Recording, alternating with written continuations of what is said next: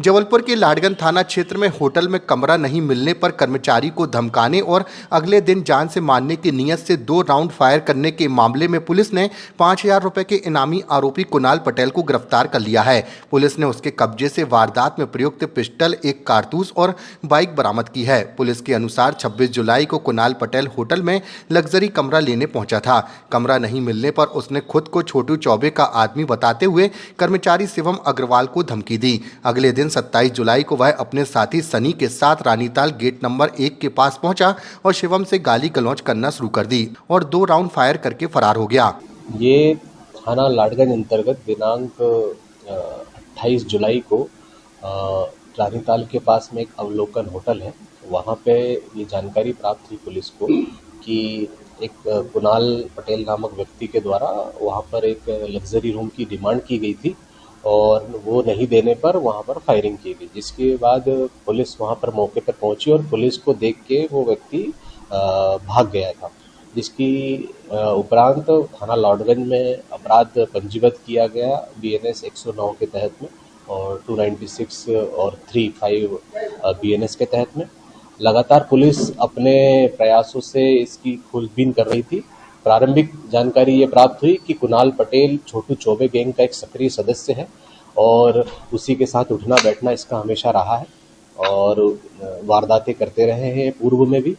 इसी आधार पर हमारी जो पूरी टीम थी वो सक्रिय हुई और जो संभावित उसके स्थान थे वहाँ पर दबिश दी गई और कल दिनांक को हमारे द्वारा सफलता हमारी लाडगंज की टीम थाना प्रभारी के नेतृत्व में एक रवाना हुई, जिसने उसको जिस स्थान पर मुखबिर ने सूचना दी थी वहाँ से उसको अरेस्ट किया गया।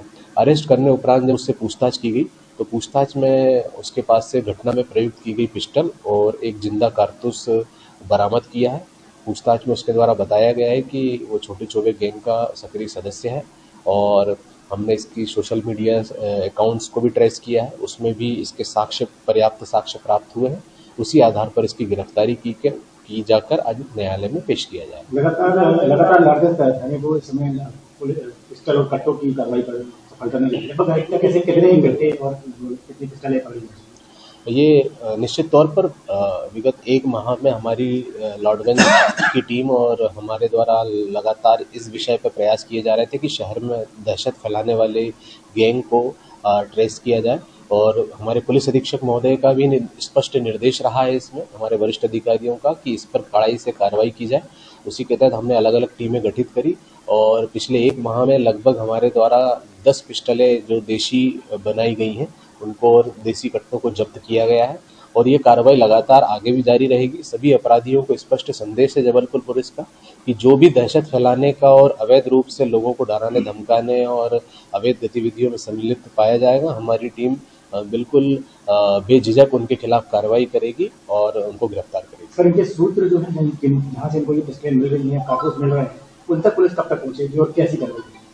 ये बिल्कुल तय है कि इनको जहाँ से ये चीज़ें प्राप्त हो रही हैं या अवैध हथियार प्राप्त हो रहे हैं उस पूरी लिंक को खंगाला जा रहा है, उनके अकाउंट्स को ट्रेस किया जा रहा है और इसके अलावा जो जेल में बंद आरोपी हैं उनकी भी रिमांड लेने के लिए हम न्यायालय से निवेदन करेंगे ताकि एक पूरी गैंग को हम एक कंपोजिट रूप से उनसे पूछताछ कर सके और उस पूरे नेक्सस को हम खत्म कर सकें। इसके खिलाफ कितने प्रकरण दर्ज? कुणाल के खिलाफ भी 3-4 से ज़्यादा अपराध अलग अलग थानों में दर्ज हैं। अभी प्रारंभिक तौर पे हमें जो जानकारी प्राप्त हुई उसमें थाना लाडगंज और अन्य थाना क्षेत्र में इनके अपराध दर्ज होना पाया गया है। बड़ी कार्रवाई इसके ऊपर करी गई है? अभी तो इसे अपराध में गिरफ्तार किया गया है और आगे की प्रक्रियाओं में हम देखेंगे कि इसके ऊपर कौन सी और कार्रवाइयाँ हम प्रतिबंधात्मक कर सकते हैं। जो भी आवश्यकता पड़ेगी निश्चित तौर पर हम करेंगे। सर, किसकी भूमिका रही इसको गिरफ्तार करने में स्टाफ में?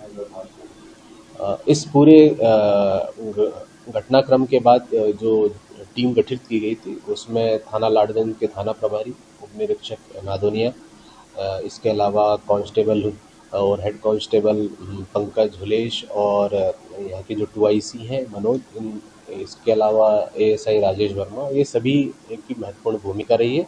इसके अलावा भी प्रत्यक्ष अप्रत्यक्ष तौर पर हमारे मुखबिरों का सहयोग रहा है। इसके ऊपर 5,000 रुपये का इनाम घोषित था और जिसे आज कल पकड़ लिया गया।